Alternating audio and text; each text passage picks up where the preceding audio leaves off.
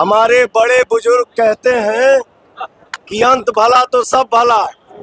मैंने पूरा बिहार घूमा, भ्रमण किया और देखिए लास्ट में मुझे माँ का आशीर्वाद भी मिल गया। और जिस तरह पहला फेज में 121 में 100 से अधिक सीटें जिताई, इस फेज में भी जनता से उम्मीद है कि 100 से अधिक सीट जिताकर 2/3 से अधिक सीटें एनडीए को देने का काम करें। जाकी रही भावना जैसी, प्रभु मूरत देखी तिन तैसी। जो खुद जैसा सोचता है वो वही बात कहता है। सूरज के ऊपर थूकोगे तो थूक तुम्हारे मुंह पर ही गिरेगा। जनता जानती है कि लगातार पराजय ने इनका मानसिक संतुलन खराब कर दिया। 150 के आसपास जो सभाएं हुई हैं, मैं ये मानता हूँ कि हम लोग एक मजबूत सरकार बनाने जा रहे हैं। जनता जहाँ भी जा रहे हैं, सिर्फ एक ही बात है, मुख्यमंत्री नीतीश कुमार जी के अनुभव के साथ मेरे प्रधानमंत्री की सोच, ये गठजोड़ ऐसा है जिसमें तमाम एनडीए के घटक दल भी हैं, तो हम लोग एक मजबूत सरकार। नमस्कार, आप है न्यूज़ फॉर नेशन पर, मैं आपके साथ अभिजीत सिंह। बिहार विधानसभा चुनाव को लेकर अब चुनाव प्रचार है वो खत्म हो गया है। ऐसे में तमाम नेता है वो चुनाव प्रचार कर पटना एयरपोर्ट लौटे और जब पटना एयरपोर्ट पर उनसे सवाल किया गया कि क्या कुछ माहौल है, तो तमाम एनडीए के नेता हैं वो कह रहे हैं कि फिर से एनडीए सरकार है वो लौटने जा रही है और फिर जंगल राज है वो वापस कभी नहीं आएगा। और तमाम नेता हैं वो दावा करते हुए नजर आ रहे हैं, जो सुपरस्टार पवन सिंह हो या बिहार के जो डिप्टी सीएम सम्राट चौधरी हैं, उन्होंने भी कहा है कि देखिए फिर से एनडीए की सरकार है वो वापस आएगी। और तमाम जो विपक्ष आरोप लगा रहे हैं उस पर भी क्या कुछ करें, तमाम एनडीए के नेता छोड़ जाते हैं उनके पूरे बयानों के साथ। देखिए, आज हमारे दिल की आवाज सुनिए। आज कोई सवाल जवाब नहीं। भाई नीचे करो जा, मिल गई बा। सुनो, हमारे बड़े बुजुर्ग कहते हैं कि अंत भला तो सब भला। मैंने पूरा बिहार घूमा, भ्रमण किया और देखिए लास्ट में मुझे माँ का आशीर्वाद भी मिल गया। मैं यही कहूँगा, पूरा मेरा बिहार एनडीए में हो गया है। जय एनडीए, जय बिहार। आज बिहार की जनता के बीच में प्रचार का अभियान समाप्त हुआ और पूर्ण भरोसा है, जिस तरह का उत्साह दिख रहा है, लगातार एनडीए को वोट देना चाहती है बिहार की जनता, बिहार की समृद्धि चाहती है।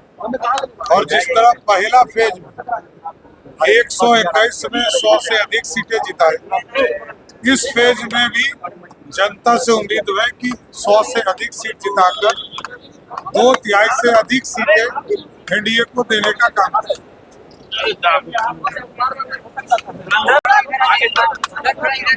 क्या लग रहा है सर, दूसरे चरण का मतदान खत्म हुआ, प्रचार प्रसार खत्म हुआ सर? आज 14 तारीख को चुनाव परिणाम आएंगे। 14 नवंबर एनडीए की जीत होगी, बम्पर महाविजय एनडीए की होगी। और उसके बाद आरजेडी लालू जी की बिखर जाएगी। कुनबा उनका पहले ही बिखर चुका है। तेजस्वी के तेज को तेज प्रताप ने ही खत्म कर दिया। उनमें ना तेज बचा और ना प्रताप बचा। इस पूरे चुनाव अभियान में राहुल गांधी जी ने एसआईआर का मुद्दा उठा के चुनाव के अभियान की दिशा बदल दी थी। तेजस्वी 2-1 साल से जो मेहनत कर रहे थे उस पर राहुल गांधी ने पानी फेरा। वोट चोरी एसआईआर की बात करके, एसआईआर को चुनाव का मुद्दा था ही नहीं। गलत नाम कटना ये जनता को भी अच्छा लग रहा था, तो महागठबंधन आपस में ही भिड़ा हुआ था। मुद्दों में समानता नहीं थी, नेताओं के ईगो अलग अलग थे और प्रचार में एकजुटता थी ही नहीं। और जंगल राज को अभी तक बिहार की जनता भूली नहीं।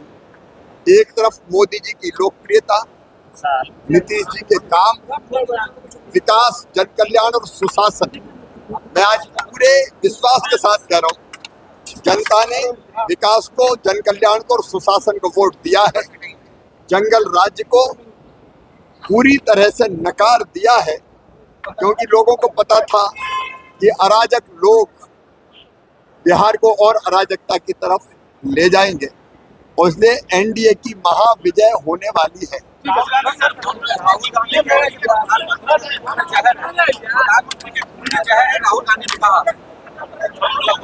क्या की रही भावना जैसी, प्रभु मूरत देखी तिन तैसी। जो खुद जैसा सोचता है वो वही बात कहता है। सूरज के ऊपर थूकोगे तो थूक तुम्हारे मुंह पर ही गिरेगा। जनता जानती है कि लगातार पराजय ने इनका मानसिक संतुलन खराब कर दिया।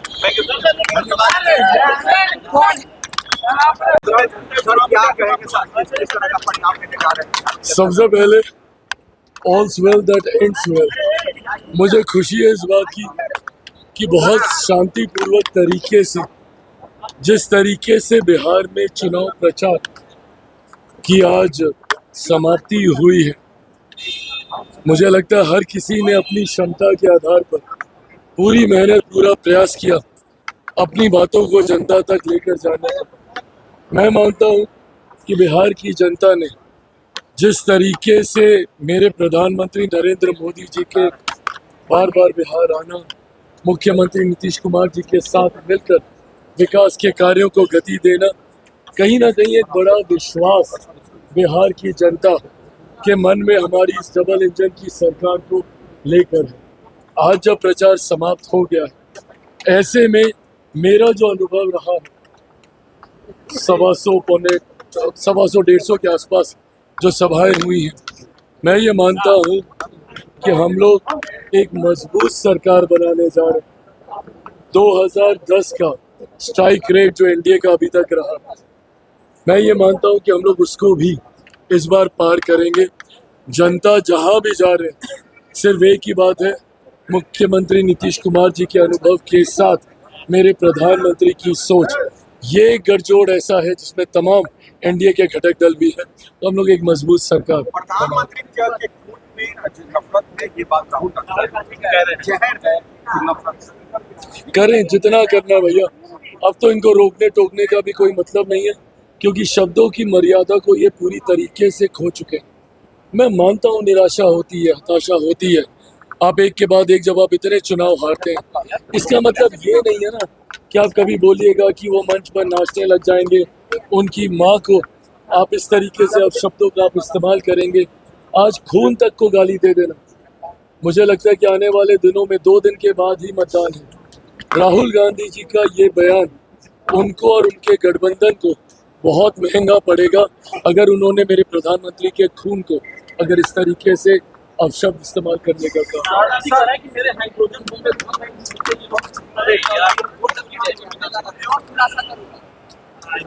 देखिए, हम लोगों ने कम से कम 11वीं 12वीं तक केमिस्ट्री हम लोगों ने पढ़ी थी, तो केमिस्ट्री में हम लोग जानते थे भैया कि हाइड्रोजन बम होता क्या है। अब राहुल जी अगर हाइड्रोजन बम और फुस्की बम में अगर कंफ्यूज कर रहे हैं, तो उनको समझ जाना चाहिए कि जो फोड़ा है वो हाइड्रोजन बम नहीं है, फुस्की बम है।